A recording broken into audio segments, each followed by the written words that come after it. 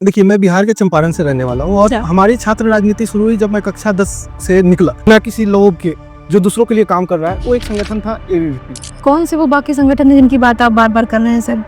Elections में आओ, पैसे खर्चा करो, मसल पावर दिखाओ, इलेक्शन जीतो, फिर चले जाओ। चले जाओ। तो फिर आपको इतना लंबा समय क्यों लग गया पंजाब यूनिवर्सिटी में चुनाव जीतने में? 48 साल एक बहुत लंबा सफर होता है। क्या है कि 48 साल बाद चुनाव जीते हैं, ये सही है, लेकिन अध्यक्ष पद पे। कोई ऐसा डिसीजन जिसको आपने मतलब अप्लाई करवाया हो पंजाब यूनिवर्सिटी में? देखिए, ये जो है कि एकाएक कोई ऐसा कार्य कोई नहीं कर देता कि सर, पंजाब यूनिवर्सिटी में आपकी सबसे राइवल पार्टी कौन सी है? देखिए, राइवल पार्टी अभी के समय में देखें तो इतने दिनों से लोकल पार्टी हो चाहे कोई हो, देखिए एनएसवाई कांग्रेस का स्टूडेंट नहीं है, ये पूरी इंडिया जानते हैं कि एनएसवाई के जो लीडर है वो कहीं ना कहीं कांग्रेस के कहने पे चल रहे हैं, बन रहे हैं हर एक चीज। तो वैसा देखा तो छात्र राजनीति किसी हद तक गलत नहीं है, लेकिन इसको रोकने का सबसे बड़ा रीजन क्या है कि जो यूनिवर्सिटी प्रशासन है वो ये नहीं चाहता कि कोई बच्चा अपना हक मांगे।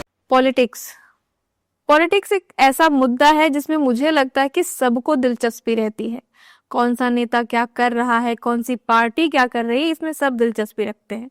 लेकिन इसके साथ ही एक राजनीति आती है छात्र राजनीति की, जो विश्वविद्यालयों में होती है, जहाँ पे छात्र नेताओं का दावा होता है कि वो वहाँ के छात्रों के हक की बातें कर रहे हैं और प्रशासन ये कहता है कि नहीं भाई, वो हक की बातें नहीं कर रहे हैं, वो सिर्फ पढ़ाई को डिस्टर्ब कर रहे हैं। इसमें क्या सच है, कितनी सच्चाई है? इन्हीं सारे मुद्दों पर बात करने के लिए हमने आज एक छात्र नेता को इनवाइट किया है, जो कि पंजाब यूनिवर्सिटी में वाइस प्रेसिडेंट हैं एबीवीपी के, जिनका नाम है गुलशन तिवारी, जो आपको बताएंगे कि छात्र राजनीति होती क्या है, काम कैसे करती है और इसका मेन मुद्दा क्या होता है, ये किस चीज को लेकर लड़ रही है। सर, बहुत बहुत स्वागत है आपका हमारे शो टॉक विद फील्ड में। कैसा लग रहा है आपको यहाँ पे आके? पहले तो बहुत बहुत धन्यवाद, और मैं ये कहना चाहूँगा कि एक छात्र नेता को ऐसा मंच प्रदान करना बहुत ही गर्व का बात है, जो हमें दिल्ली में, नोएडा में और बाकी अन्य जगहों पे मिल रहा है, जो हमें अपनी बात को हमारे जो प्रोस्पेक्टिव ऑडियंस है, जो हमारे छात्र हैं, उन तक पहुंचाना, जिसमें आप लोग की ये एक सुनहरा पहल है, इससे मतलब काफ़ी प्रभावित है हम लोग भी, काफ़ी अच्छा लगा, और फिर से एक बार धन्यवाद हमें ये मौका देने के लिए। Thank you so much. हम भी एक्चुअली छात्र राजनीति के बारे में बहुत कुछ जानते नहीं, जो देखा टीवी पे देखा, तो हमारे लिए भी बहुत बड़ा मौका है कि भाई हम ये समझे कि जो छात्र राजनीति है वो काम कैसे करती है और उनका जो है राजनीति में क्या रोल होता है, इस सब चीज़ों को हम भी काफ़ी क्यूरियस हैं और आई एम डैम श्योर लोगों को बहुत मज़ा आने वाला है इस पॉडकास्ट को देख के। तो सर, आप आपने कब ये छात्र राजनीति को कब ज्वाइन किया आपने? देखिए, मैं बिहार के चंपारण से रहने वाला हूँ और अच्छा। हमारी छात्र राजनीति शुरू हुई जब मैं कक्षा 10 से निकला, अच्छा, पास किया, और पहले ही? हाँ, 11वीं में जब मैं पहुंचा तो नया माहौल था। जो सीबीएसई स्कूल से पढ़ा हुआ बच्चा जब निकला, स्टेट बोर्ड्स के कॉलेज में गया, हाँ। अब वहां जाके ये चीज मतलब अलग मिली एनवायरनमेंट, जो एक एनवायरनमेंट था स्टूडेंट लीडर्स का, हाँ। जो छोटे छोटे बातों पे अथॉरिटी से क्वेश्चंस करना, लड़ जाना, हाँ। जो एक बेसिकली देखिए प्राइवेट इंस्टीट्यूशन और कॉलेज स्कूल्स में नहीं होते। अच्छा। तो एक नया लगा कि ये कुछ तो कर रहा है, कुछ तो बोल रहा है, हक के लिए लड़ रहा है, तो वहां से एक मतलब अंदर से जिज्ञासा है कि भाई हमें भी कुछ करना चाहिए। तो फिर वहाँ मिलना जुलना शुरू हुआ अपने आसपास के छात्रों से, बच्चों से। तो ये एक चीज क्लियर हुआ कि उस समय जो दिखा कि बिना किसी लालच के, बिना किसी लोभ के जो दूसरों के लिए काम कर रहा है, वो एक संगठन था एबीवीपी, जो पहली बार मेरी जिंदगी में ये नाम आया, अखिल भारतीय विद्यार्थी परिषद का, कि जो बिना किसी लालच के लोगों के लिए लड़ रहा था। अच्छा। बच्चों के लिए लड़ रहा था। हाँ। एडमिशन प्रोसेस में जब वहां गए थे उस समय, हाँ। 2016 की बात है, हाँ। तो 2016 में ऐसा था कि एडमिशन्स के लिए जब घर से दूर आना, 30-40 किलोमीटर दूर जाना कॉलेज में, कोई नहीं जानता है, किसी को नहीं जानते हैं। जैसे कि एडमिशन कराने के लिए खिड़कियों से खिड़की, ये खिड़की से दूसरे खिड़की दौड़ रहे हैं बच्चे, तो वहां जो लोग मिले, एक भाई के जैसा, बड़े भाई के जैसा खड़ा होके, दोस्त के जैसा खड़ा होके, एक साल सीनियर्स जो है, वो सारे चीजों को बताना, एक मतलब प्रॉपर उस मेंटेन उस चीज को मेंटेन करके कि हाँ ये बच्चा कहीं और से है, इसको नहीं पता, वो सारी चीजें बता के एडमिशन कराना, उसमें हेल्प करना, कहाँ फॉर्म फिल करके सबमिट करना है, कहाँ पैसे जमा करने हैं, कहाँ से रिसीप्ट लेनी है, ये सारे बताना। उससे एक तरह से प्रभावित हुए कि भाई बिना फायदे का कोई अगर इतना कर रहा है, बिना, जिसको मैं जानता नहीं हूँ, भाई बोल रहा है, इतना मदद कर रहा है, वहां पे कमरे लेना, वहां पे रहने की व्यवस्था कराना, सारी चीजें, इन सारी चीजों से प्रभावित होकर हुआ कि चलो इनके साथ काम करते हैं कि आगे के जो आने वाली लोग हैं, आगे के जो आने वाले हैं, जैसे मुझे मदद हुआ वैसे दूसरे को हो, जिससे मतलब वो चीज ऐसा प्रभावित कर दिया कि उनके साथ जुड़ के काम करने लगे। और दिन पर दिन बीतते गया, एक वहां से लगाव शुरू हुआ जो आज चंडीगढ़ पंजाब यूनिवर्सिटी में वाइस वाइस प्रेसिडेंट एबीवीपी में है हम अभी। तो भी कितना सफर, अगर आपको देखा जाए तो कितने साल का सफर हुआ आपका एबीवीपी में? 2016 से 2025 लगभग आप जोड़ लो तो 9-10 साल के आसपास की समय, लगभग 10 साल के आसपास समय हो गया। काफी लंबा समय रहा एबीवीपी के साथ में, जिसके बीच में मैं बिहार से निकला, पटना, बिहार के पटना में पहुंचा, पटना से ग्रेटर नोएडा रहा, नोएडा, दिल्ली में दिल्ली यूनिवर्सिटी के काफी हमारे जानने वाले हैं जो जिनके साथ उस समय काम किए, अच्छा जिसमें से एक हमारे मित्र हैं मेहुल परासर, अच्छा। उनके साथ भी मतलब काफी अच्छा समय रहा जब श्यामलाल कॉलेज से काम किया हम लोग। तो ये सारा रहा जर्नी जो बाहर रहा। अच्छा लेकिन एक अलग सा माहौल मिला जब हम पंजाब यूनिवर्सिटी पहुंचे, अच्छा। जहाँ एबीवीपी को और ऐसा करके रखा हुआ है कि भाई ये अलग ही चीज है।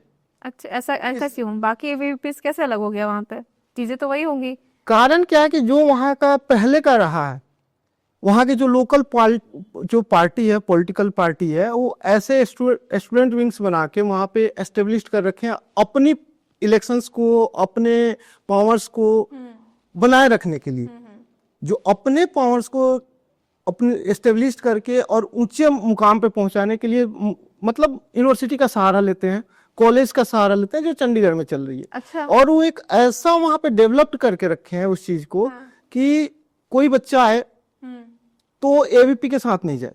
अच्छा। रीजन क्या है कि एबीवीपी एक अनुशासन सिखाती है।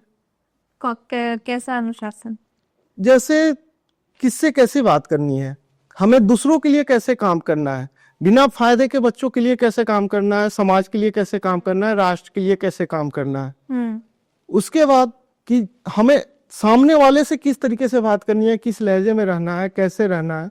और एबीवीपी जो है वो कोई पॉलिटिकल पार्टी नहीं है, एक संगठन है, एक ऐसा संस्था है जो एक बच्चे को अपने हक के लिए लड़ना सिखाता है, अपनी मांग अपने जो अधिकारी हैं, यूनिवर्सिटी के पदाधिकारी हैं, उनके सामने रखना सिखाता है कि भाई ऐसे जाके उनसे बात करना है, तुम्हारी ये जरूरत है, इसको ऐसे देना है, कैसे बताना है कि हमें क्या चाहिए, क्या जरूरत है, उसके लिए लड़ना सिखाता है। ना कि कोई राजनीति सिखाता है जैसे बाकी पार्टियां जो चल रही हैं कि उनका एक ही मुद्दा है, इलेक्शन लड़ो और गायब हो जाओ। अच्छा।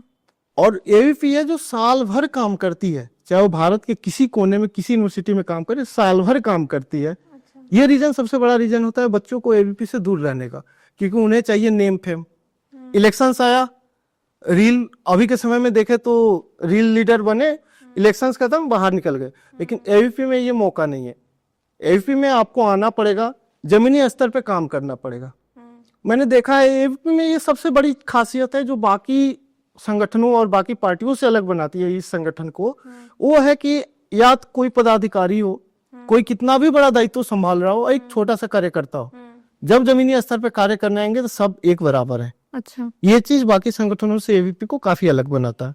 जी, कौन से वो बाकी संगठन है जिनकी बात आप बार बार कर रहे हैं सर? वैसे तो देखे तो पॉलिटिकल पार्टीज के स्टूडेंट विंग एनएसयूआई हो जाए, या वहाँ के लोकल स्टूडेंट पॉलिटिक्स सोपू है, पुसू है, इनकी है कि 2 वर्किंग प्रोसीजर ही है। इलेक्शंस में आओ, पैसे खर्चा करो, मसल पावर दिखाओ, इलेक्शन जीतो, फिर चले जाओ। अच्छा। जीतो या हारो, हाँ। रहना बस 2 महीने है इलेक्शंस पर। अच्छा। वैसे एनएसयूआई के वो यूनिवर्सिटीज वगैरह में नहीं दिखते हैं? देखिए जैसे पंजाब यूनिवर्सिटी में अभी करंट का बात करें तो इलेक्शंस लड़े, इलेक्शंस का समय बीत गया, अभी छात्रों के साथ क्या हो रहा है, कैसे हो रहा है, किसको क्या परेशानी है, उनसे उनको कोई लेना देना नहीं। अच्छा। चाहे वो एनएसयूआई हो चाहे कोई और हो। यहाँ तक कि जो जीते हुए भी हैं बाकी पार्टियों से, वो अपना चेहरा चमकाने के लिए, अपने आप को एस्टेब्लिश करने के लिए लोकल पॉलिटिक्स में, जो वहाँ के पंजाब से रिलेटेड, हरियाणा से जो रिलेटेड लोग संबंध रखते हैं, बस धरना प्रदर्शन करो, अपना फोटो वीडियो वायरल हुआ, काम बन गया। छात्र का काम हो ना हो उससे कोई मतलब नहीं है उनका। अच्छा। हाँ, तो आप जो कह रहे हैं कि एनएसयूआई जो है वहाँ पे काम नहीं करती है, जो बाकी पार्टीज हैं वो काम नहीं करती हैं, चलिए मान लिया, तो फिर आपको इतना लंबा समय क्यों लग गया पंजाब यूनिवर्सिटी में चुनाव जीतने में? 48 साल एक बहुत लंबा सफर होता है, वो भी पहली बार आप चुनाव जीते हैं। देखिए, पहला बात क्या है कि 48 साल बाद चुनाव जीते हैं ये सही है, लेकिन अध्यक्ष पद पे, बाकी पद पे चुनाव जीतते रहे हैं, काम करते रही है एबीवीपी, लेकिन हम ये मानते हैं कि कहीं ना कोई खामियां रहा होगा, कमी रहा होगा छात्रों के नजर में, कि जो 48 साल बाद हमें मौका मिला अध्यक्ष पद पे कार्य करने का, जो काफी गर्व का बात है। एक इतिहास बना पंजाब यूनिवर्सिटी में कि कोई अखिल भारतीय विद्यार्थी परिषद का कार्यकर्ता अध्यक्ष पद पे जीता, और जीतने के बाद हमारे भाई गौरव बिरसोयल काफी अच्छा काम कर रहे हैं। अच्छा, जो हर एक क्षेत्र में काम कर रहे हैं, एक नहीं कि यहाँ सिर्फ यूनिवर्सिटी लेवल पे बहुत सारे कार्य कर रहे हैं। लेकिन जो दूसरी पार्टीज के जो कैंडिडेट रहे या जो स्टूडेंट लीडर रहे, जो इलेक्शंस में आके बच्चों से क्लेम किए कि हम ये कर देंगे, हम वो कर देंगे, हम तो यूनिवर्सिटी को सीधा कर देंगे, लेकिन वो कहीं ना कहीं किसी न किसी मुद्दे पे बस अपना काम निकालें, अपनी नाम चमकाएं और बाहर निकल गए जब उनकी काम बन गई। उनको छात्रों से, बच्चों से जो वहां पढ़ रहे हैं, उनसे कोई लेना देना नहीं है। उनका एक ही पर्सपेक्टिव है, इनको बांटो, धर्म के नाम पे, जगह के नाम पे, डिपार्टमेंट्स के नाम पे बांट लो, अपनी राजनीति करो और निकल के चले जाओ। तो लेकिन अगर वो 48 साल में रहे, 48 साल तक अगर रहे होंगे, तो छात्र मुझे नहीं लगता कि इतने ज्यादा पागल हैं कि वो ऐसे ही किसी को वोट दे देंगे, किसी को चुनाव जिता देंगे। कुछ तो मतलब उन्होंने किया होगा जो आपने नहीं किया होगा। देखिए, हम बता रहे हैं कि पंजाब यूनिवर्सिटी में जो बच्चे हैं वो वहाँ के हरियाणा और पंजाब के हैं। अधिकतर बच्चे हरियाणा और पंजाब से हैं। और वहाँ पे क्या होता है कि हरियाणा से हैं, पंजाब से हैं या किसी भी राज्य से हैं, मैं जो पहले भी आपको बताया कि जगह के नाम पे बांट देते हैं बच्चों को। अच्छा, तो पहले से हमारे जो पहले के कार्यकर्ता रहे हैं, जो हमारे सीनियर्स रहे हैं, काफी मेहनत किए, धीरे धीरे उस चीज को जोड़ते कि नहीं भैया, छात्र राजनीति कर रहे हो तो छात्र के हित की बात करो। जगह से कहाँ से हो, कौन से धर्म से हो, कौन से जाति से हो, क्या हो, उससे कोई मतलब नहीं रखो।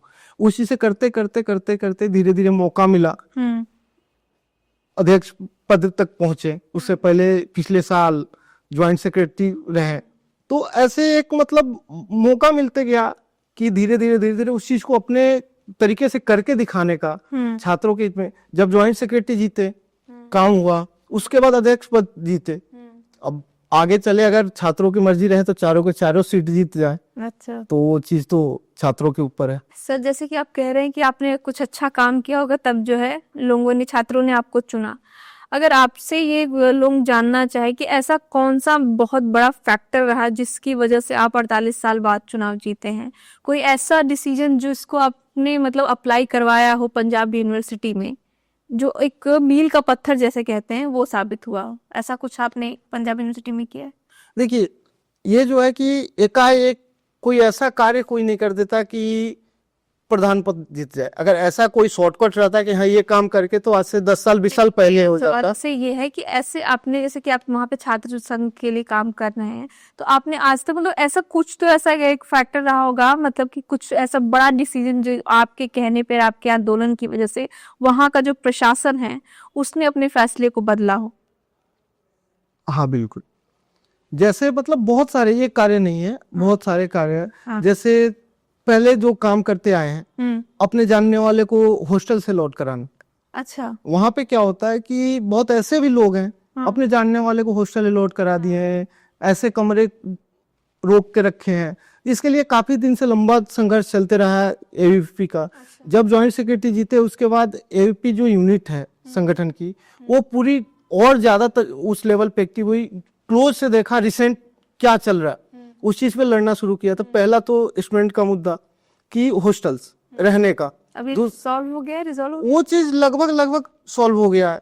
और हमें ये रहेगा कि गौरववीर जो है प्रधान पद पे रहते रहते इस चीज को इतनी ट्रांसपेरेंसी ला दे कि किसी बच्चे को ये ना लगे कि किसी को गलत तरीके से हॉस्टल मिला है। अच्छा, दूसरी जो मेस की फैसिलिटीज थी, कैंटीन की फैसिलिटीज थी, बहुत जगह कैंटीन्स नहीं थे, इन सारे मुद्दों पे काम करना, ये सब मतलब ये लगभग सारे काम रिजॉल्व हो चुके हैं। अच्छे तरीके से हाई लेवल के हाइजीन फूड प्रोवाइड करवाना, उसके लिए जो भी टेंडर निकल रहे हैं, उसमें कोई घपला नहीं हो, कोई गड़बड़ी ना, उसके लिए लड़ना, अच्छा। छात्रों के एग्जाम सही समय पे हो, उनके रिजल्ट सही समय पे, इस सब चीज के लिए लड़ना। जो छात्रों को लगा धीरे धीरे कि नहीं, कहीं ना कहीं जगह की बात कर रहे हैं कि हम हरियाणा से हैं, हम पंजाब से हैं, या हम बिहार यूपी कहीं से हैं, हमारे लिए मुख्य है रहना, खाना और पढ़ना। यहाँ सबसे पहले पढ़ना, फिर रहना और खाना। ये तीन चीज अगर सही से मिलेगा तो सब चीज सही है। रीजन क्या है, कोई बच्चा कहीं से आके पढ़ रहा है, चाहे वो 100 किलोमीटर आगे पढ़े या 1500 किलोमीटर दूर आगे रहे, पढ़ने के लिए आ रहा है, बिल्कुल। तो उसे पहला पढ़ाई चाहिए, जिसके लिए काफी लड़ाई चला यूनिवर्सिटी के जो अथॉरिटीज है उसके साथ।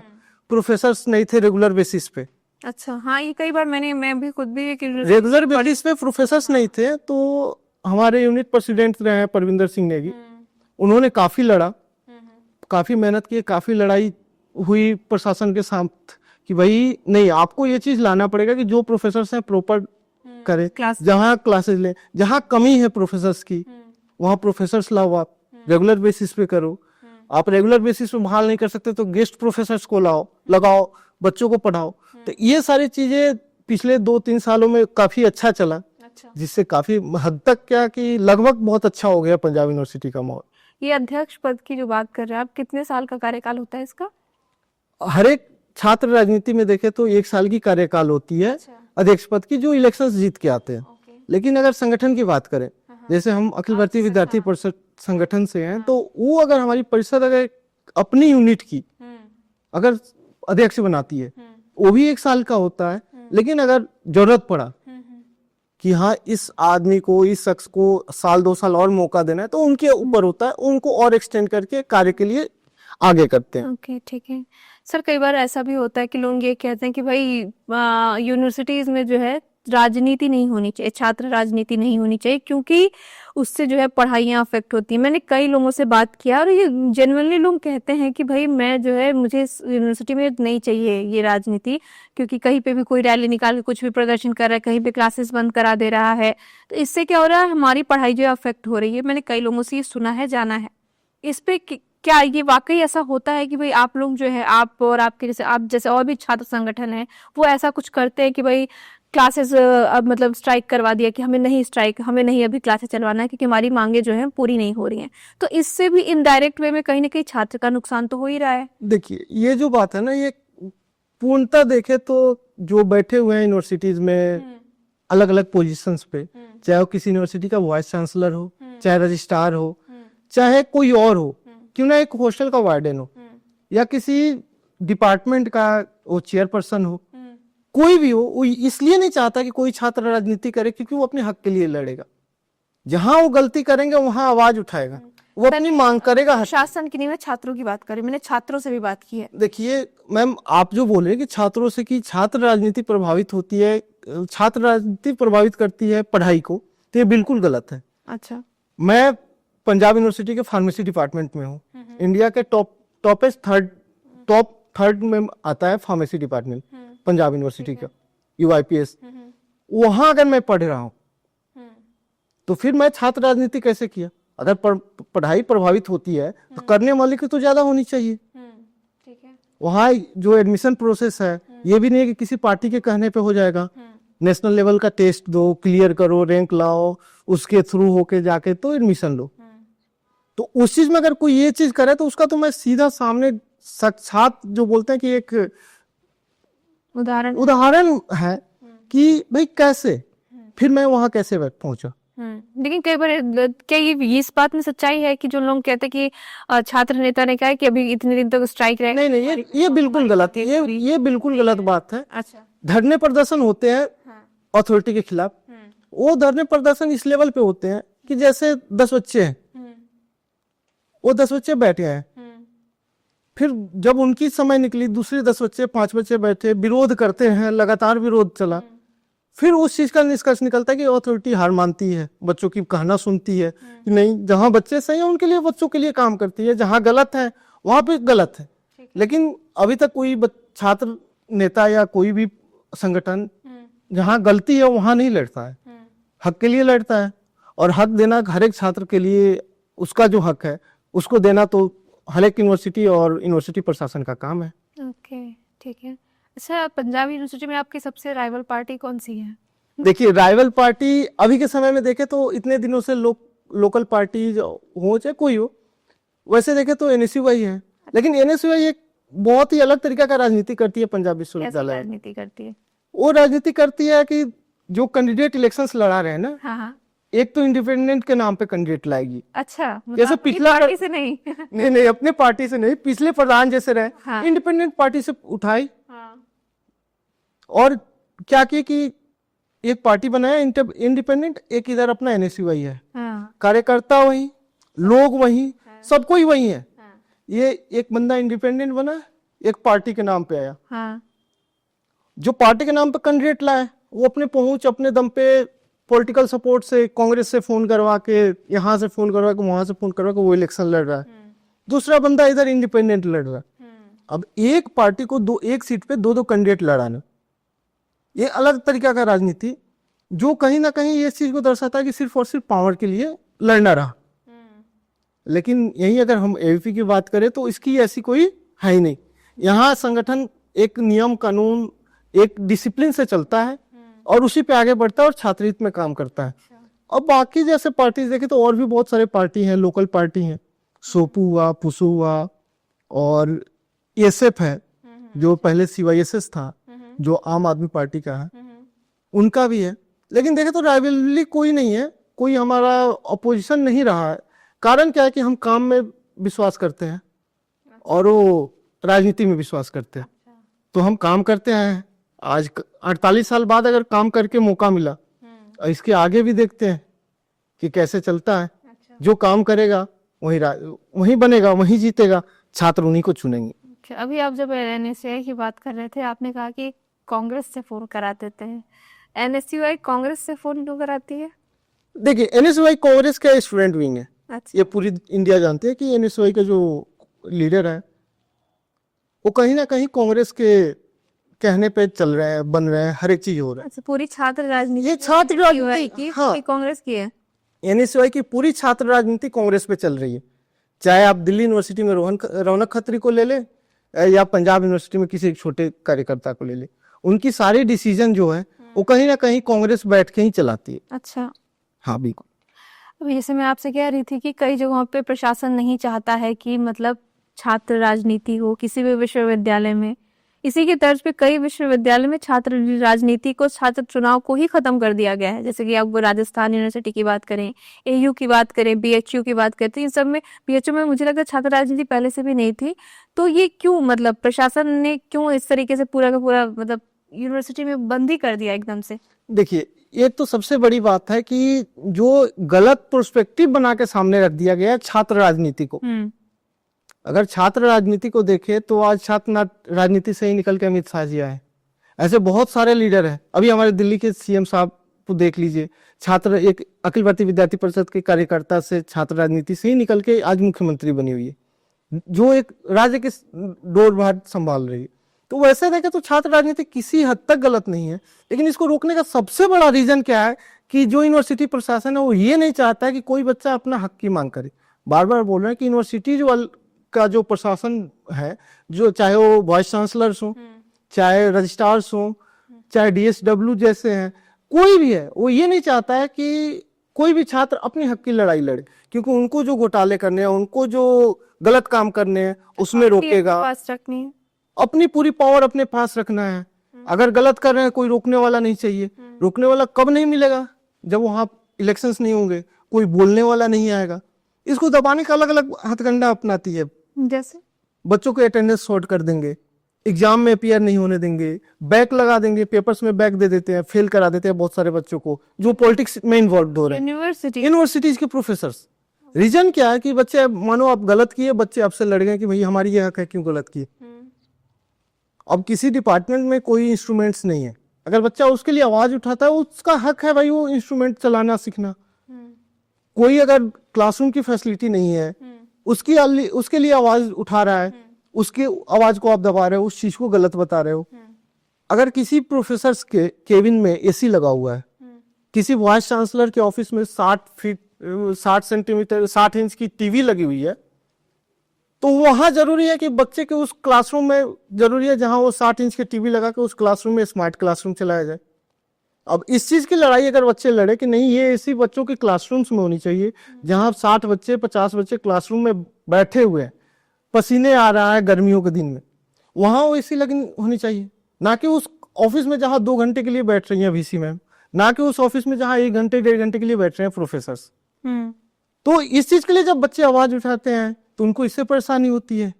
डिपार्टमेंट के जो फंड्स आ रहे हैं, रिनोवेट नहीं कराएंगे कोई चीज, टूटा पड़ा है टेबल चेयर्स, कोई मतलब नहीं है। बाहर से जो फैसिलिटी कराने हैं, जो इवेंट्स कराने हैं, उस सबको रोक देंगे, नहीं कराएंगे। उन सारे फंड को दबाने के लिए क्या करते हैं कि छात्र राजनीति को दबाना शुरू करते हैं, अलग अलग तरीका से अटेंडेंस कम कर देंगे, बच्चे को डराएंगे धमकाएंगे, फेल कराएंगे। इन सारी चीज़ों से रोकते रोकते आज बहुत सारी यूनिवर्सिटी, जैसे आप बोले, जैसे राजस्थान में 2023 से इलेक्शंस नहीं हो रहे हैं, चाहे हमारा इलाहाबाद यूनिवर्सिटी हो, और फिर उसमें क्या करते हैं कि 1-2 छोटे मोटे जो ऐसे काम हो गए हैं गलत, जो गलती से हुआ हो या कोई प्रोस्पेक्टिव रहा हो सकता है यूनिवर्सिटी अथॉरिटी का प्रोस्पेक्टिव हो कि वो दंगे करवा के उस चीज को रुकवाना चाह रहा हो, क्योंकि एक छात्र कभी अपने हक के लड़ाई के लिए अपने छात्र को तो नहीं मारेगा, आपस में तो नहीं लड़ेगा, उसकी लड़ाई तो भाई सामने अथॉरिटी से है। तो वो दंगा हो सकता है यूनिवर्सिटी करवाया हो सकता है यूनिवर्सिटी प्रशासन करवा रहा हो और छात्र राजनीति को रोक रहा हो, और उस चीज का क्या देते हैं कि स्टूडेंट पॉलिटिक्स जो करते हैं वो दंगा भड़काते हैं, लड़ाई करते हैं, क्लास नहीं चलने देते हैं। भैया आप सही करो, कहाँ किस सही चीज के लिए कौन विरोध करता है? कोई नहीं करता है, खुद गलती करेंगे और उस चीज को चलने नहीं देंगे। मतलब कह रहे हैं प्रशासन जानबूझ के बिल्कुल।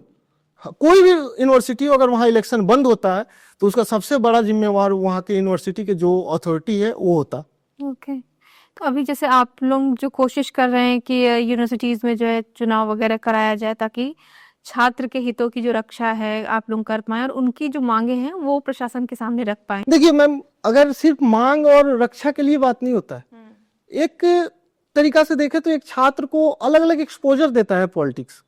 जो स्टूडेंट पॉलिटिक्स है उसको बोलना सिखाता है, उसकी कैसी मेंटल स्ट्रेंथ होनी चाहिए उस तरीके से दिखाता है, अपने से बड़ों से कैसे बात करना है ये सिखाता है, अपने हक के लिए कैसे लड़ना है ये सिखाता है, जो उस बच्चे को अपने पढ़ाई के समय ही सीख मिलती है, जो बाहर आके बाहर के दुनिया में आके अपने आप को स्ट्रॉन्ग एस्टेब्लिश करता है, ना कि सिर्फ एक पॉलिटिक्स के लिए। बहुत ऐसे स्टूडेंट पॉलिटिक्स में काम करने वाले रहे हैं, बहुत ऐसे लीडर रहे हैं जो स्टूडेंट पॉलिटिक्स में काफी अच्छा किए और बाहर जाके वो कोई बिजनेस कर रहा है, कोई नौकरी कर रहा है, कोई काम कर रहा है, राजनीति में नहीं किया।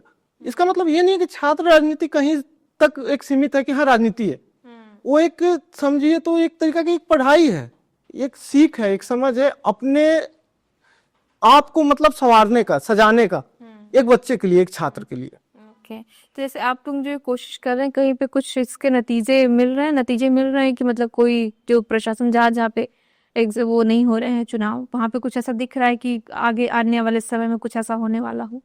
देखिए कहीं ना कहीं इस चीज को जब सरकार चाहती है हो या बच्चे चाहते हैं उस चीज को रोकता है यूनिवर्सिटी प्रशासन, अलग अलग गलत न्यूज देख के। जैसे यूनिवर्सिटी प्रशासन करेगा, 10 बच्चे को खड़ा कर लिया डरा धमका के, उनसे बुलवा दिया। जैसे आप बोले थे कि काफी बच्चे बोलते हैं, वो बच्चे कहीं बाहर अगर उनको रोक के पूछो कि क्या स्टूडेंट पॉलिटिक्स से आपको कोई परेशानी है, तो बोलेंगे नहीं। क्या रीजन क्या है कि उनकी कोई प्रॉब्लम फंसी हो, कोई DSW काम नहीं कर रहा हो, तो कोई स्टूडेंट लीडर ही जाके काम को कराया होगा। तो कभी ये नहीं बोल सकते कि वहां से परेशानी है। लेकिन जो प्रोफेसर प्रेशर्स देते हैं, जो BC है, DSW है, तुरंत फोन आ जाती है डिपार्टमेंट को कि ये बच्चा आपका यहाँ पे ये धरना प्रदर्शन कर रहा है, ये अपोज कर रहा है इस चीज का, उसको रोको, उसको डराओ। तो वहां से फोन आएंगे, आपके अटेंडेंस सॉर्ट कर दी जाएगी, आपको फेल करा दिया जाएगा, आप देख लेना। तो इस टाइप का जब धमकी आता है ना, तो बच्चे डर के फिर वही होगा ना कि जो यूनिवर्सिटी बोलेगा वो चीज बोलेंगे, और वहां से रोक रहे हैं। इस चीज से मुझे एक चीज याद आई, अभी मैंने हाल ही में एक रील देखा था, दिल्ली यूनिवर्सिटी की कोई महिला थी, लड़की थी, पढ़ाई के लिए मतलब प्रोफेसर जो था उसको काफी ज्यादा मतलब मॉलेस्ट कहें, हैरेस कहें, जो भी कहना चाहे, वो कर रहा था उसको। तो उसने जब उसकी कंप्लेन की, तो ये मैं नहीं कह रही हूँ, ये उस लड़की का जो है स्टेटमेंट है कि मुझे जो है, जब मैंने प्रोफेसर की कंप्लेन की तो मुझे मेरे ही प्रोफेसर्स और बाकी सब ने जो सीनियर्स हैं उन्होंने मुझे कहा कि मैं उनके पास जाऊँ, उनके कमरे में जाऊँ, कमरे मतलब उनके ऑफिस में जाऊँ, उनसे माफी मांगो। हाँ, ये अब इसके साथ साथ और इसके साथ साथ उसने ये भी बताया कि कुछ बच्चों ने, मुझे नहीं पता इसमें कितनी सच्चाई है, लेकिन उसका ये स्टेटमेंट था कि उस प्रोफेसर के हक में जाके कुछ और बच्चों ने भी गवाही दी कि मतलब मैं ऐसी हूँ, मेरा कैरेक्टर सही नहीं है, मुझे मतलब मैं ऐसी ही हूँ, प्रोफेसर तो बहुत अच्छे हैं। हाँ, ये उसका स्टेटमेंट बिल्कुल बिल्कुल। आप ये जो बात बोल रहे हैं कि ये मैं भी देखा हूँ, ये वीडियो सोशल मीडिया पे काफी हाँ। ट्रेंड कर रहा है। वो एक लड़की, ये नाम तो मैं अभी याद रिकॉल नहीं कर पा रहा हूँ, हमको लेना और उस नाम को भी नहीं लेना चाहिए। लेकिन जो हमारी बहन है, उसके साथ दिक्कत क्या है, वो दिक्कत एक उसके साथ नहीं है, वैसे बहुत लड़कियों के साथ, लेकिन उस चीज को उजागर की, जिसके कारण उसको गलत साबित किया गया। रीजन क्या है कि जो उसके क्लासमेट्स उसको अपोज कर रहे हैं, जो उसको बोले कि वो गलत है, वो गलत है इसलिए नहीं बोल रहे हैं, वो जो प्रोफेसर बैठा है उससे डरते हैं कि इंटरनल के जो मार्क्स चढ़ते हैं उसे काट लेगा, क्लासरूम्स में जो अटेंडेंस के मार्क्स मिलते हैं उसे काट लेगा, अटेंडेंस नहीं देगा, एग्जाम में नहीं बैठने देगा, एग्जाम में फेल करा देगा, इन सारे डर से बोल रहे हैं। और ऐसा है, बहुत सारी यूनिवर्सिटीज में ऐसे प्रोफेसर हैं जो किसी न किसी तरीके से छात्रों को डरा के धमका के रखते हैं, या बहुत ऐसे भी है कि गलत तरीके से, गलत तरीके से बच्चों से बात करते हैं, जो ये सच्चाई है। और इसी सच्चाई के खिलाफ लड़ता है छात्र राजनीति के छात्र नेता, जो बच्चे हैं वो लड़ते हैं, और उसको एक तरीका से गुंडे का नाम दे देते हैं कि स्टूडेंट जो है ये गुंडा है, ये पॉलिटिक्स करने आया है, पढ़ता नहीं है, पढ़ाई नहीं करने देता है। अब आपके हिसाब से देखें तो वो लड़की कहाँ से गलत है? कोई लड़की अगर गलत रहेगी तो फिर किसी प्रोफेसर के खिलाफ आवाज क्यों उठाएगी?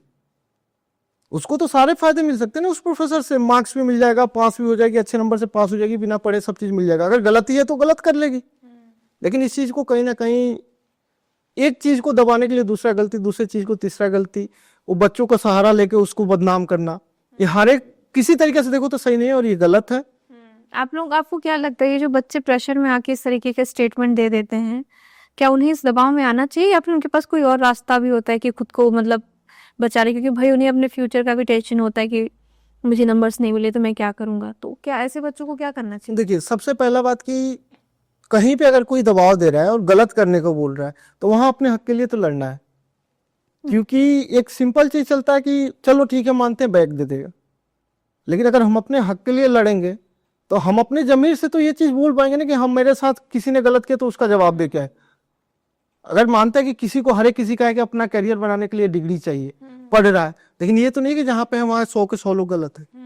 कोई तो सही होगा जो उसके हक के लिए लड़ेगा, नहीं लड़ेगा। अभी तो जमाना सोशल मीडिया का भाई। बच्चों को क्या कहेंगे आप? बिल्कुल कि किसी प्रोफेसर के, कोई भी प्रोफेसर हो, चाहे क्यों ना किसी यूनिवर्सिटी के वाइस चांसलर हो, भाई उसके मुंह पे लड़, अपने हक की लड़ाई लड़, अपनी हक मांग उससे कि ये मेरी हक है, मैं ऐसे करूंगा। आप मेरे साथ अगर गलत करोगे तो मैं आपको गलत बोलूंगा कि आप गलत कर रहे हो।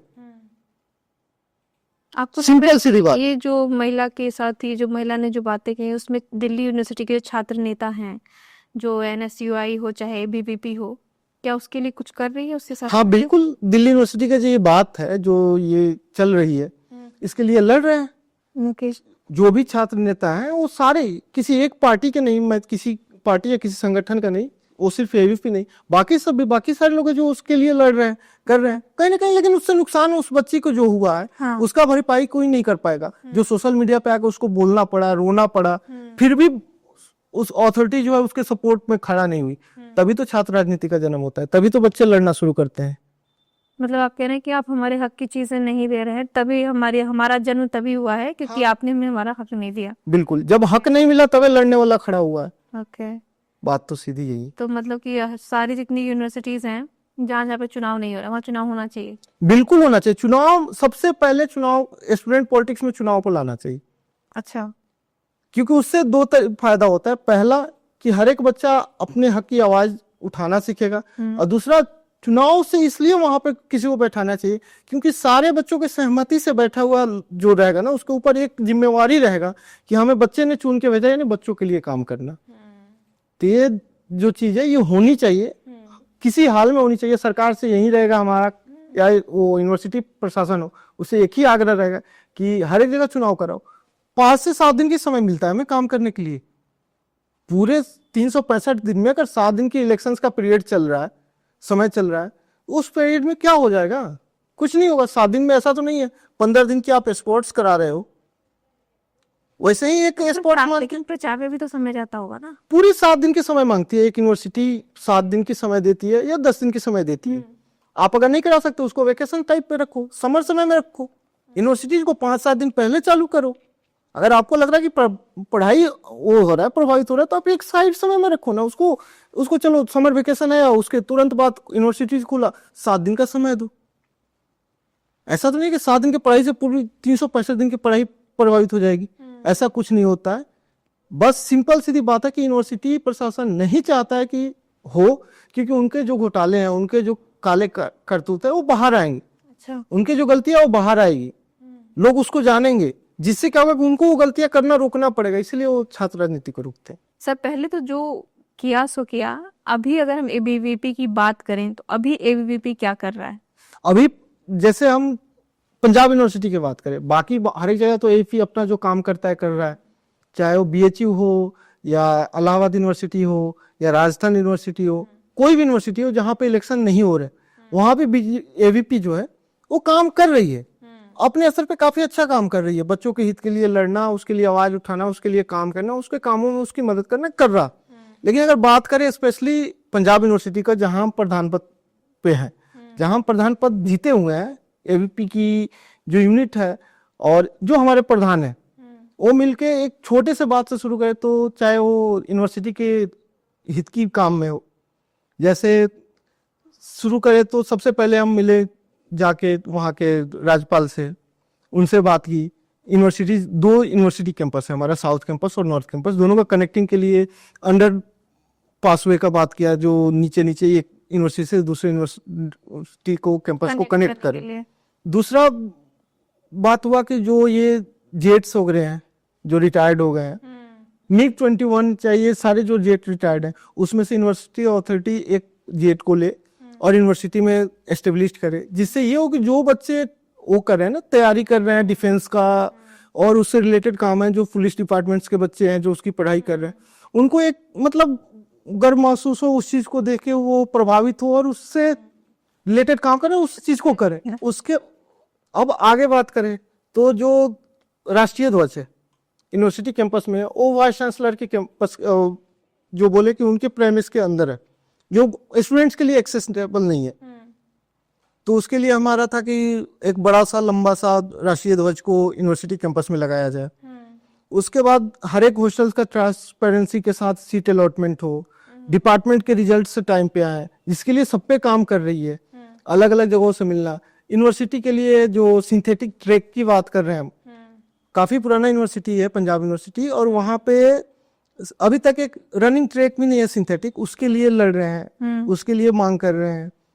उसके बाद जब छात्र की कार्य पे आए तो उनकी जो एग्जाम डिले हो रहा है उस चीज को समय पे कराना। उसके बाद एक एफिडेविट लागू किया हुआ था यूनिवर्सिटी में कि कोई बच्चा अपने मर्जी से कोई प्रोटेस्ट नहीं कर सकता है। अच्छा। प्रोटेस्ट करने से पहले हमारी परमिशन लेना हो। तो वैसे परमिशन नहीं देंगे। अब एक बात बताओ कि किसी के खिलाफ हमें लड़ना है, वो गलत कर रहा है और उसी से परमिशन लेना है, तो क्या ये परमिशन मिल सकता है? तो इसके लिए भी हम लोगों ने शुरू से काफी प्रदर्शन हुआ, धरना प्रदर्शन हुआ, सब चीज हुआ। अच्छा, उधर बीच पंजाब में काफी चला था ये, देखिए हाँ। बच्चे प्रोटेस्ट कर रहे हैं कि हाँ। अब ये प्रोटेस्ट होने के बाद में जो हमारे प्रधान थे गौरव सोहल जी और हमारी जो बाकी एबीवीपी की वर्किंग यूनिट के लोग थे, हमारे राष्ट्रीय मंत्री जो हैं आदित्य तकियार जी, और सारे लोग आके दिल्ली शिक्षा मंत्रालय में मिले और यहाँ से उस एफिडेविट को बिना किसी कंडीशन के अनकंडीशनल रिजेक्ट कराया और उसको खत्म कराया। एक बहुत बड़ा जीत रहा छात्रों के लिए। और ऐसे बहुत सारे काम हैं, चाहे वो कल्चरल फेस्ट कराना हो, चाहे स्पोर्ट्स का इवेंट्स कराना हो, जैसे एबीवीपी खेलो भारत के अंदर का लगभग 10 से 15 ऐसे इवेंट्स कराए। अभी हाल में ही शॉर्ट रेंज शूटिंग का हुआ, उसका इवेंट कराया। अभी महाकुंभ चल रहा है खेलो भारत के थ्रू, जो गेम्स कैंपस और यूनिवर्सिटी के जो कॉलेज है उसमें ये हो रहा है। ये सर काफी ऐसे काम जो एबीवीपी अभी कर रही है और आगे भी बहुत ऐसे कार्य हैं जिसको करना जरूरी है। उस पे हम लगातार छात्रों से मिलते रहते हैं, उनसे पूछते रहते हैं क्या परेशानी है और उस पे हम काम करते रहते हैं। अच्छा, जैसे आप सिस्टम के अंदर है तो आपको ये बहुत अच्छे से चीजें पता होगी। ये जो एडमिशन प्रोसेस होता है, क्या उसमें भी धांधली होती है? जहाँ पे मतलब एंट्रेंस के थ्रू भी एग्जाम होता है, जहाँ पे रिजर्वेशन वगैरह अलग चीज है, एंट्रेंस के थ्रू जहाँ पे एग्जाम होता है, क्या वहाँ पे भी ये धांधली वगैरह होती है क्या, कि मतलब किसका एडमिशन होना है किसका नहीं होना है, पहले से कुछ डिसाइड कर लिया, किसी ने पैसे दे दिए तो उसका ले लिया, इस तरह की चीजें हैं क्या? देखिए, किसी हद तक तो कोशिश रहता है प्रशासन की कि ऐसे कुछ कर ले, जैसे कुछ रेगुलर कोर्सेज कर रखे हैं। अच्छा। रेगुलर कोर्सेज में कुछ सेल्फ फाइनेंस कोर्स के नाम से कुछ कोर्सेज कर रखे हैं, जैसे कि उस कोर्सेज में क्या है कि कोई इंट्रेंस टेस्ट नहीं निकाला, उसकी भी एडमिशन होती है, उसकी फीस ज्यादा करके रखे हैं। तो ये कहीं ना कहीं एक तरीका से वो चीज दर्शाता है कि कहीं ना कहीं प्रशासन ये चाहता है कि उसको अपने कंट्रोल में लेना। अगर गवर्नमेंट यूनिवर्सिटी है तो सारे कोर्स की फीस, अगर एक डिग्री के लिए, अब हम फार्मेसी में बात करें तो 2 कोर्स ऐसे चलते हैं जो सेल्फ फाइनेंस में चलती है। अच्छा। हम इस पे भी लड़ रहे हैं कि सेल्फ फाइनेंस कोर्सेज को हटाया जाए, अच्छा। सारे कोर्स को रेगुलर कोर्स में डाला जाए और सेल्फ फाइनेंस कोर्स को हटाया जाए। क्योंकि जहां हम 50,000 रुपए दे रहे हैं, 30,000 सेमेस्टर का फी दे रहे हैं, वहां वो बच्चा 1,20,000 भर रहा है और सेम डिग्री कर रहा है। तो ये चीज कहीं ना कहीं सेल्फ फाइनेंस के नाम पे लूटा जा रहा है बच्चों को, जिसके लिए हम लोग लड़ भी रहे हैं और इस तरीके से है। लेकिन हाँ, ऐसा नहीं है कि कोई धांधली कर ले, क्योंकि वहाँ छात्र राजनीति काफी एक्टिव है और खास करके एबीपी काम कर रही है, तो फिर उस वैसे जगह पे तो ऐसा करना मुश्किल ही है। ठीक है। अच्छा, मैं थोड़ा सा एक कंट्रोवर्शियल सवाल पूछती हूँ आपसे। एबीवीपी जो है उसे बीजेपी का छात्र विंग कहा जाता है। अरे नहीं मैम, ऐसा कोई बात नहीं है। एबीपी एक अलग पॉलिटिकल पार्टी, एबीपी एक स्टूडेंट पॉलिटिक्स में काम करने वाली एक संगठन है और बीजेपी एक कहीं पॉलिटिकल पार्टी है। दोनों का कोई रिश्ता नहीं है। हम बीजेपी से किसी तरीके से नहीं जुड़े हुए हैं। कोई ये कहे कि डायरेक्ट कोई बीजेपी से जुड़ा हुआ है कि बीजेपी जैसे बोले वैसे एबीपी काम करते, ये बिल्कुल गलत है। एबीपी जो है वो बीजेपी के साथ कहीं काम नहीं कर रही है। अच्छा। एबीपी है वो स्टूडेंट का काम करती है, एक अलग संगठन है, और बीजेपी है वो एक अलग संगठन है। क्योंकि आप देखोगे तो बीजेपी में हर एक लेवल पे, संगठन में हर एक लेवल पे लोग बने हुए हैं जो उस दायित्व को संभाल रहे हैं, और एबीपी में है उनकी अलग है, अपनी सारी पूरी राष्ट्रीय स्तर से लेके और कॉलेज तक सारे बने हुए हैं, वो उस हिसाब से काम कर रही है। दोनों का कोई इंटरकनेक्शन नहीं है। ये एक अफवाह है जो बाहर फैलाया गया है कि हाँ बीजेपी के लोग हैं एबीपी वाले, ये बिल्कुल गलत है। अच्छा, चलिए मान लिया कि आप कह रहे हैं तो गलत ही होगा। लेकिन जब दिल्ली की सीएम रेखा गुप्ता जो है उनको चुना गया, चुनाव जीतने के बाद जब बीजेपी ने उन्हें चुना, तो अभी आपने कहा ना कि एनएसयूआई जो है कांग्रेस की छात्र विंग है, तो जब वो उनको चुना गया तो उस वक्त अलका लांबा है जो कांग्रेस की नेता हैं, बड़ी ही प्रतिष्ठित नेता हैं, वो उन्होंने एक तस्वीर साझा की थी जिसमें कि वो जो है अध्यक्ष पद पे चुनाव उनका हुआ था और वाइस प्रेसिडेंट के पद पे चुनी गई थी रेखा गुप्ता जी। वो एनएसयूआई की थी और ये जो है रेखा गुप्ता जी है, ये जो थी अपनी उसकी थी यहाँ एबीवीपी की। तो अगर एनएसयूआई कांग्रेस से जुड़ गया तो फिर हम ये कैसे मान लें कि भाई एबीवीपी जो है बीजेपी से नहीं जुड़ा है? अब देखते हैं, बीजेपी अगर किसी को एबीपी से लेता है तो इसलिए नहीं लेता कि उसकी स्टूडेंट विंग है, क्योंकि वो जो ये बात है वो है नहीं। वहां से इसलिए लेता है क्योंकि बीजेपी का जो कार्य है, अगर हमारा कार्य क्या है कि राष्ट्रहित में काम करना, निस्वार्थ भाव से सेवा करना, और इस चीज पे जो स्टैंड लेता है वो हमें अपने साथ काम करने का मौका देता है।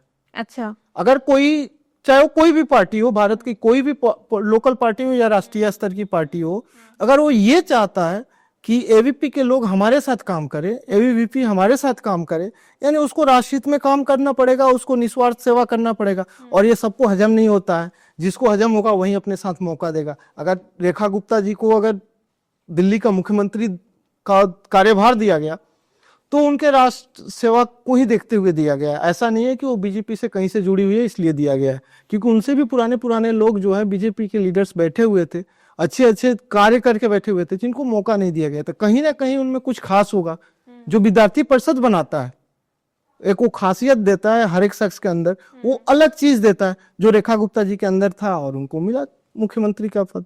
मैंने सर, आप ये चीज करें, लेकिन मैंने कई एबीवीपी कार्यकर्ताओं को देखा जो एबीवीपी में काफी ज्यादा एक्टिव थे और अब जो है बीजेपी में काफी अच्छी पोस्ट पर जो है अब कार्यरत है। तो ये मेरे लिए डाइजेस्ट करना थोड़ा मुश्किल हो रहा है कि भाई एबीवीपी जो है बीजेपी का छात्र विंग नहीं है, लेकिन आप कह रहे हैं तो चलिए मान लेते हैं। और अभी जो है हाल ही में बीजेपी को जो है एक नया कार्यकारी अध्यक्ष मिला है, नितिन नवीन उनका नाम है, बिहार के बड़े ही अच्छे और वो बड़े प्रतिष्ठित मंत्री और वो नेता कहे जाते हैं। वो कई बार के 5 बार के विधायक भी रहे हैं वो वहां की सीट से। उनको जो है उनको एक सवाल ये हो रहा है कि भाई बहुत कम उम्र में जो है उनको कार्यकारी अध्यक्ष पद का दे दिया गया है जो कार्यभार, और इतिहास भी ये कहता है बीजेपी का कि भाई जो कार्यकारी अध्यक्ष बना है वो आगे चल के जो है अध्यक्ष बना ही बना है। एक तो जो बीजेपी पार्टी है उसको खुद 45 साल हो गए और उसने 45 साल के नितिन नवीन को कार्यकारी अध्यक्ष के रूप में चुन लिया है। तो क्या ऐसा कुछ है क्या कि मतलब अब अपनी जनरेशन को नहीं, देखिए ये करना चीज चाहिए? तो एक प्रोस्पेक्टिव से देखे तो ये छात्र राजनीति से काफी हटके बात है, लेकिन इस पे बहुत सीधा और सटीक इसलिए मैं बोलना चाहूंगा क्योंकि आज से लगभग 6-7 साल पहले मैं पटना में मिला था जो आज कार्यकारिणी अध्यक्ष बने हुए हैं उनसे। तो उनकी एक सरलता जो थी, एक हमारे भाई हैं जो युवा मोर्चा में काम करते हैं, मेरे यहाँ कहीं हैं, तो उनके थ्रू मेरी जान पहचान हुई और मिला था वहाँ। तो लगभग 15 मिनट का कन्वर्सेशन उनके साथ रहा। उस समय मैं कोई नहीं था, मुझे कोई नहीं जानता था, एक छात्र था, एविट में काम करता था। तो मैं जैसे होता है हर एक का जिज्ञासा होता है कि कोई पॉलिटिशियन है या कोई है तो उससे मिलना, बातचीत करना, कुछ सीखने को मिलता है उनसे कि कैसे क्या है राजनीति, क्या है, कैसे क्या चल रही है। तो उनका जो सरलता था उस समय उनसे मैं मिला था, तो बहुत ही सरल व्यक्ति हैं। अच्छा, उतने अच्छे बैकग्राउंड से, हर एक चीज से अच्छे, मंत्री होने के बाद में, हर एक चीज होने के बाद में जो उनकी सहजता था कि एक बच्चे के साथ, जो एक बच्चे के साथ कैसे बात करना है, कोई भेदभाव नहीं, बुलाना, अपने साथ बैठाना, सारी चीजें बात करना, जो कुछ 2-4 बातें मुझे पूछना था कि सर ये कैसे होता है, सर वो कैसे होता है, सारी चीजों को अच्छे से बताना। और उनके साथ एक चीज काफी अच्छा देखने को मिला कि उनकी एक पुरानी फोन थी। अच्छा, और उस फोन की टेम्पर ग्लास टूटा हुआ था और व्यक्ति मंत्री है, नेता है, विधायक रहा है, और टूटा हुआ टेम्पर ग्लास का फोन शान से रखा हुआ है उनके टेबल, कोई शर्म नहीं। और कोई वो महंगा फोन नहीं था, नॉर्मल फोन 10-15 हजार का फोन होगा, वैसे फोन रखा हुआ है उनके टेबल पे। ये चीज मतलब ये नहीं कि मैं यहाँ बैठा हूँ इसलिए बोल रहा हूँ, बाई नेचर मैं देखा वहां ये चीज, मतलब ऐसा इफेक्ट किया कि भाई ये इतना सिंपलिसिटी, मतलब इतना सरलता इस व्यक्ति के जो है कैरेक्टर में, ये बहुत मुश्किल है। और ऐसे ऐसे छोटे छोटे बहुत ऐसे खासियत होंगे जिसको बीजेपी ने देखा होगा और उनको ये इतने बड़ी मौका दिया। अच्छा, इतनी सरलता है तभी इतनी बार से उनको जनता जो चुन के अपना नेता मान रही है, उनको नेता बना रही है। कुछ तो होगा उनमें खास। और जहां उम्र का बात, तो कहीं ना कहीं कोई भी सरकार हो वो युवा की तरफ अपना रुझान बढ़ा रहा है, युवाओं को मौका दे रहा है, क्योंकि अभी समय जो चला है वो युवाओं का समय चला है। तो उनको मौका देना, उनको आगे बढ़ाना आगे के जनरेशन के लिए भी फायदा है और इस जनरेशन में जो युवा है उनके लिए भी सही है। क्योंकि अगर कोई रोजगार करता है, कोई बिजनेस कर रहा है, जॉब कर रहा है, तो कमा रहा है, उसको कहीं ना कहीं से आय का स्रोत है। लेकिन जो समाज सेवा में लगे हुए हैं उन्हें कोई तनख्वाह नहीं मिलता। तो उस समाज सेवा करने वाले युवा को अगर मौका मिल रहा है तो काफी अच्छा बात है, चाहे कोई पॉलिटिकल पार्टी दे। अच्छा। तो बहुत आप अच्छा। सर ये कह रहे हैं कि मतलब उनको पार्टी ने मौका दिया। 45 साल एक तो उनकी बहुत मतलब एक एज ठीक है, लेकिन 45 जो है अभी तक के सबसे कम उम्र के बीजेपी अध्यक्ष बने। लेकिन सवाल ये है कि केंद्र एक नेशनल पार्टी का उनको कार्यकारी अध्यक्ष बना देना, मतलब कि पूरे अभी जेपी नड्डा जी का जो था कार्यभार वो वही संभाल रहे हैं। तो एक नेशनल लेवल पे ले जाके उनको इतना बड़ा पूरी पार्टी की कमान देना, एक तरफ से कहा जा सकता है इसको। तो क्या आपको लगता है कि वो उस जिम्मेदारी को बखूबी निभा पाएंगे, क्योंकि वो है तो राजनीति से निकले हुए हैं और हालांकि हैं वो आरएसएस के, ये मैं बता रही हूँ, है वो आरएसएस के, मतलब आरएसएस में काम किया है, संघ के आदमी रहे हैं वो। तो एक क्या लगता है कि अच्छा 2 सवाल हो गए मेरे इस पे, क्या ये आरएसएस का ही था कि जिस वजह से नितिन नवीन को चुना गया? कई लोग रेस में थे, धर्मेंद्र प्रधान रेस में थे, शिवराज सिंह रेस में थे, उन लोगों को हटा के नितिन नवीन को जो एक राज्य की राजनीति में था उसको ला दिया है। 2 सवाल आपका एक साथ आया, लेकिन पहला सवाल ये कि नितिन नवीन को ही क्यों, बाकी को क्यों नहीं? नितिन नवीन को ही क्यों, बाकी किसी को क्यों नहीं? तो पहली ये जो बात है आपकी कि उन्हीं को क्यों, कारण है उनकी सरलता, सहजता, शायद उन सबसे ज्यादा हो। अगर नहीं भी हो, एक युवा होना और युवा को इतनी बार जनता का कार्यभार, वो प्यार मिलना, सम्मान मिलना, उसका नेता बनने का मौका मिलना, कहीं ना कहीं जो शीर्ष नेतृत्व करने वाले ऊपर जो बैठे हैं, हाईकमांड जो बने हैं, उनको ये लगा होगा कि कुछ तो खासियत है, कुछ तो अलग है जो इस युवा में है, जिसको इतनी कम उम्र से अभी तक वो प्यार मिलते आ रहा है। लगातार उस प्यार का अगर किसी को साथ मिल रहा है तो वो चीज है कि भाई कोई जनता ऐसे ही किसी के साथ नहीं खड़ा होता है। कोई भी व्यक्ति है उसके साथ अगर पीछे भीड़ खड़ी है तो यूं ही नहीं खड़ा होता है, वो उसके सरलता, उसके सहजता, उसके कार्यनीति, उसके कार्यशैली से मिलता है। और दूसरा जो आप बोली कि आरएसएस का, तो कहीं ना कहीं ये चीज अफवाह है और गलती है कि आरएसएस कमांड करता है पॉलिटिकल पार्टी बीजेपी को, ये चीज गलत है कि कोई कमांड कोई नहीं करता है। आरएसएस के भी मुख्य शीर्ष रहे हैं, जो उनकी इंटरव्यूज आप देखोगे तो काफी बार ये बोल चुके हैं कि राजनीति की बात करते हैं, कार्यनीति की बात करते हैं, अगर आप राष्ट्रनीति और कार्यनीति में विश्वास रखते हैं तो आप हमें मौका दें। एक तो पिछली बार भाषण देख रहे थे हम, तो उसमें इंटरव्यू में उन्होंने बोला कि अगर कांग्रेस को है क्षमता कि हमारे साथ काम करके राष्ट्रहित में काम कर सकती है तो हमें बोले, हम करेंगे काम। 100 वर्ष पूरे होने पे उन्होंने हाँ, ये एक बयान दिया था, तो ये 100 शताब्दी वर्ष में उन्होंने बोला था। तो ये चीज जो है, ये बात जो है तो आप तो क्यों नहीं दे रहे हो, क्या दिक्कत है? आप मौका दे के देखो। कहीं जो ये छवि है, जो राष्ट्रीय स्तर के पार्टी कहते एक ग्रामीण स्तर की पार्टी भी नहीं बच चुकी है, बार बार आरएसएस को मौका दे रही है। बिल्कुल दे रही है, जिसको उस चीज का करना है। अब जैसे एक स्वयंसेवक है, वो शुरू से ही सीखते आ रहा है कि समाज सेवा कैसे करना है, निस्वार्थ भाव से राजनीति नहीं करते हुए निस्वार्थ भाव से लोगों की सेवा कैसे करनी है, लोगों के लिए कैसे लड़ना है, वो चीज बिना किसी स्वार्थ के करते आता है।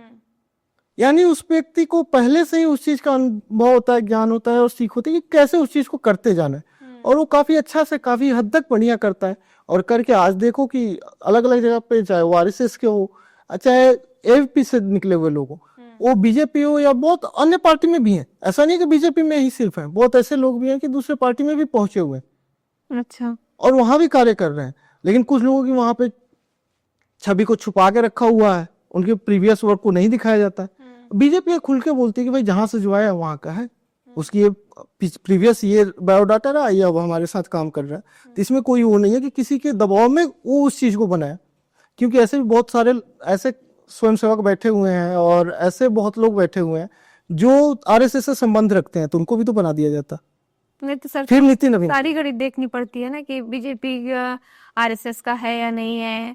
यहाँ पे हमारा नहीं, बीजेपी आरएसएस की है, ये कोई बोले तो एक तरीका से माने तो बीजेपी आरएसएस के साथ काम करे तो उसी का है। अगर हम काम कर रहे हैं आपके साथ, तो हम आपके हुए तब हम आपके साथ खड़े हैं। वैसी चीज है कि कर रहा तो है, एक दूसरे से कहीं ना कहीं इंटरकनेक्शन है, लेकिन ये जो बोलता है कि उस चीज को आरएसएस कंट्रोल कर रहा है, तो ये बिल्कुल गलत बात है। अच्छा, आरएसएस कंट्रोल नहीं करी, आरएसएस कहीं नहीं कर रहा। बीजेपी का अध्यक्ष जो है आरएसएस का ही निकलता है। जो सक्षम है उस कार्य को करने के लिए, उसी को उससे काफी बनाया जाए। आरएसएस जो है वही सक्षम है उस पदभार को संभालने के लिए। नहीं, ऐसा नहीं है, जो व्यक्ति सक्षम है वो आरएसएस सोच सक्षम, ये दूसरा व्यक्ति सक्षम रहेगा वो बनेगा। बिल्कुल, मतलब आप ये कह रहे हैं कि आरएसएस जो है वो बीजेपी को कमांड नहीं करता है, और जो है एबीवीपी है वो बीजेपी का छात्र विंग नहीं है, ये मान ले सब। बिल्कुल, ये बिल्कुल सही बात है और 100% सही है कि आरएसएस कहीं किसी तरीके से कंट्रोल नहीं करती है बीजेपी को। हाँ। और बीजेपी का स्टूडेंट विंग एबीवीपी नहीं है, क्योंकि हमारा कार्यशैली अलग है और उनका कार्यशैली अलग है। अभी तो आप कह रहे थे सर कि हमारी कार्यशैली को देख के, अनुशासन को देख के हम भी हमारे अनुशासन को और हमारी योग्यता को समझ के देख के वो मौका देते हैं कि हमारे साथ काम करो, ना कि हम उनके स्टूडेंट विंग हैं इसलिए काम देते। अच्छा, क्योंकि आप देखोगे कि कोई एबीवीपी का कोई कार्यकर्ता नहीं होगा जो एबीवीपी से निकल के डायरेक्ट कोई पद हासिल कर ले बीजेपी में।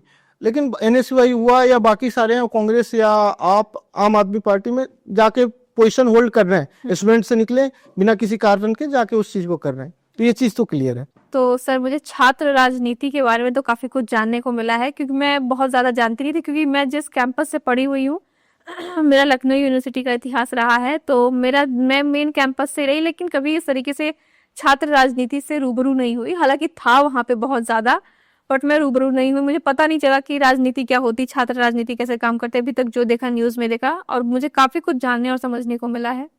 लास्ट में आप स्टूडेंट्स को या फिर बाकी और पब्लिक को कुछ मैसेज देना चाहें अगर तो? देखिए, चाहे वो पब्लिक हो या स्टूडेंट हो, एक छोटी सी सबसे एक रिक्वेस्ट है, और सब मतलब एक छोटी सी सलाह है या आग्रह है या रिक्वेस्ट है। ये आग्रह है कि भाई पहले अपने हक के लिए लड़ना सीख जाओ, चाहे वो कोई छात्र हो या कोई भी हो व्यक्ति जो कहीं से भी संबंध रखता हो, अपने हक की लड़ाई खुद लड़ना सीखो, या तुम्हारे हक की लड़ाई जो लड़ रहा है उसके साथ खड़ा होना सीखो, चाहे वो कोई छात्र हो या कोई व्यक्ति हो। ये एक सिंपल सीधा बात है कि अपने हक की लड़ाई लड़ना खुद सीखना है और खुद लड़ना है। जय हिंद, जय Bharat. Thank you so much sir हमारे शो में आने के लिए, और इतनी इम्पोर्टेंट चीज़ें आपने अपनी छात्र राजनीति को लेकर, एबीवीपी को लेकर आपने इतने स्पेशली जो ये सब चीज़ें शेयर की। डेफिनेटली जो लोग राजनीति में आना चाहते हैं, छात्र राजनीति में आना चाहते हैं, उनको बहुत ही हेल्प मिली होगी। थैंक यू सो मच हमारे शो में आने के लिए। दोस्तों फिर किसी और मेहमान के साथ हम आपसे रूबरू होंगे, तब तक के लिए शुक्रिया।